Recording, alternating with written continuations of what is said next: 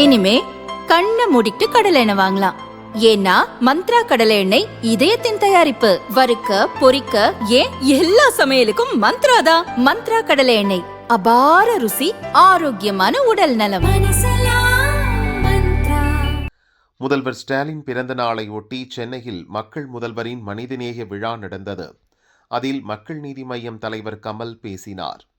தமிழினத்தின் குரல் டில்லிக்கு கேட்க துவங்கிவிட்டது. இனி தெற்கு தேயவே தேயாது, தேயவும் விடமாட்டோம். ஸ்டாலினை தேசிய அரசியலில் களம் காண வைக்கப் போகிறோம் என்பதை மறந்து விடாதீர். திராவிடம் நாடு தழுவியது. இது திராவிடர்களின் போராட்டம். அதன் நாயகன் ஸ்டாலின். அவருக்கு தோள் கொடுக்க வேண்டியது தமிழனின், இந்தியனின் கடமை. நாளை நமதாக வேண்டுமென கமல் பேசினார். தேசிய அளவில் பாரதிய ஜனதாவுக்கு எதிரான இண்டி கூட்டணியில் தலைவராகவும் அந்த கூட்டணியின் பிரதமர் வேட்பாளராகவும் காங்கிரசின் ராகுல் முன்னிறுத்தப்பட்டு வருகிறார். ஆனால் சமீபத்தில் நடந்த அனைத்து மாநில தேர்தல்களிலும் காங்கிரஸ் படுதோல்வியடைந்து வந்துள்ளது.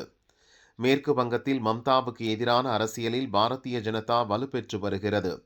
இந்த நிலையில் தமிழகத்தில் மட்டும்தான் பாரதிய ஜனதாவால் பெரிய அளவில் சாதிக்க முடியாத சூழல் நிலவுகிறது. கடந்த முறை நடந்த லோக்சபா தேர்தலில் திமுக கூட்டணி மிகப்பெரிய வெற்றி பெற்றது. இப்படிப்பட்ட சூழலில் தமிழக சட்டசபை தேர்தலுக்கான தொகுதி பங்கீட்டில் திமுக தரும் இடங்களை பெற காங்கிரஸ் தொடர்ந்து மறுத்து வருகிறது. விஜயின் தாவேக்கவுடன் கூட்டணி அமைக்கப் போவதாக காங்கிரஸ் தலைவர்கள் சிலர் மிரட்டி வருகின்றனர். அவர்களுக்கு செக் வைக்கும் வகையில் தேசிய அரசியலில் இண்டி கூட்டணியின் தலைவராகவும் எதிர்க்கட்சிகள் சார்பில் பிரதமர் வேட்பாளராகவும் ஸ்டாலினை முன்னிறுத்துவோம் என்ற வகையில் கமலின் பேச்சு அமைந்துள்ளதாக காங்கிரஸ் நிர்வாகிகள் சிலர் கூறினர்.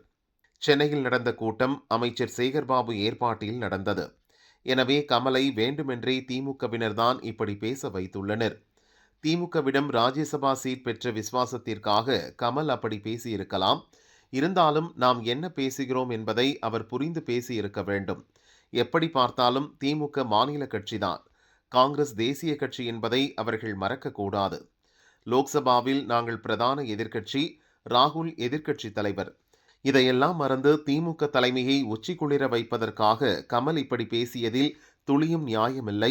இவர்களின் இதுபோன்ற செயல்பாடுகள் திமுக காங்கிரஸ் உறவை மேலும் பலவீனப்படுத்துமே தவிர காங்கிரஸை அடிபணிய வைக்காது என காங்கிரஸ் மூத்த நிர்வாகி ஒருவர் கூறினார்.